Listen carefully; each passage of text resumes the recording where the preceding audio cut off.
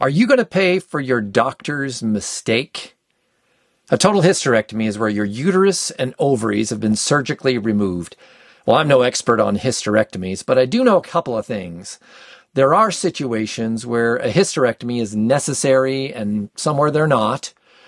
It's a complicated decision that you have to make in consultation with your doctor.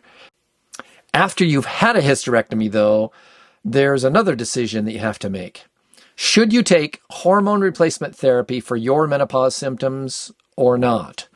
If you decide to take hormones after a hysterectomy, the next question is, which specific hormones should you take? And that's where a lot of well-meaning but maybe misinformed doctors might make a big mistake, and you might be the one that has to pay for that mistake. I'm Steve Goldring, the hormone pharmacist from simplehormones.com. I've earned multiple certifications about hormone replacement therapy. I also work with hundreds of hormone doctors all over the US and Canada and the UK to help women just like you with hormone-related risks and symptoms. When you go into menopause, whether it's naturally or surgically, you lose a bunch of crucial hormones. The two biggest ones are estradiol and progesterone. The loss of estradiol causes hot flashes, mood swings, and weight gain. Providers pretty much know that replacing your estradiol after a hysterectomy can resolve those estrogen-related symptoms. Your doctor knows that progesterone is most commonly used to protect what's called the uterine lining, or the endometrium. If you've had a hysterectomy, though, you don't have a uterus, and you don't really need that endometrial protection. Because of that, the conventional wisdom has been that after a hysterectomy, you only need estrogen and not progesterone. Many providers fail to realize, though, three serious symptoms that correlate very closely with the loss of progesterone. The first two I'll mention are depression and anxiety. I have had women tell me that after they went into menopause, they struggled with anxiety so severe they couldn't even walk outside to check the mail or take out the trash. They felt paralyzed with fear and trapped inside their own homes. Others said they experienced a deep depression, sometimes so severe that they wanted to take their own lives. The stories I've heard from women have been so heartbreaking, they've literally brought me to tears at times. But insomnia for many women might even be the worst symptom of all that's related to progesterone. Women tell me they've been sleeping maybe 2 or 3 hours every single night for months on end.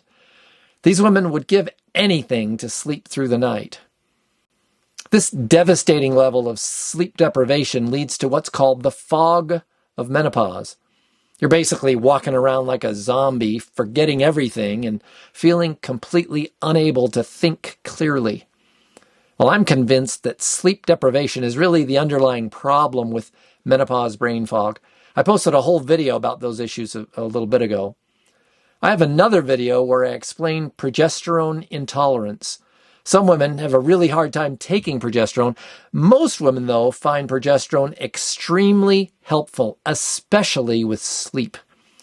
I've heard from lots of women who tell me they sleep way better after they started taking progesterone. The phrase miracle hormone has come across my email more than once from women telling me about their personal experience with progesterone. This is especially true with what's called oral micronized progesterone, the one that's most effective for sleep. In addition to helping with sleep, oral progesterone can also help with that anxiety and depression that many women experience during menopause.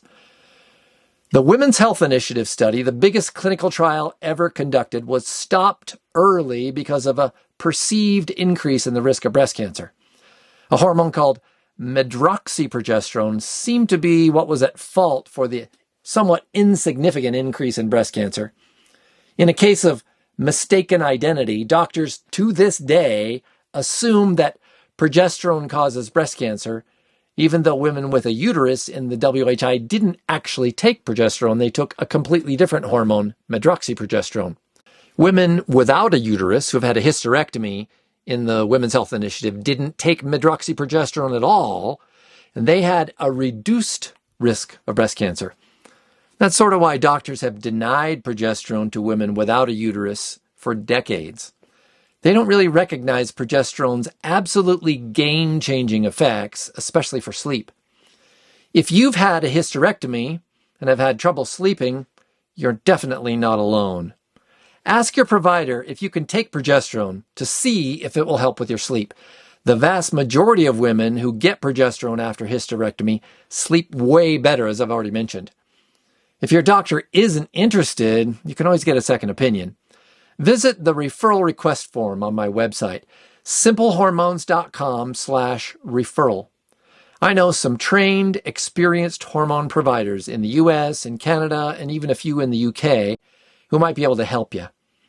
If you found this video helpful at all, click the like and subscribe buttons. You might also want to ding that little bell to get notified anytime I post a new video. Thanks so much for watching, and I'll look forward to talking to you again next time.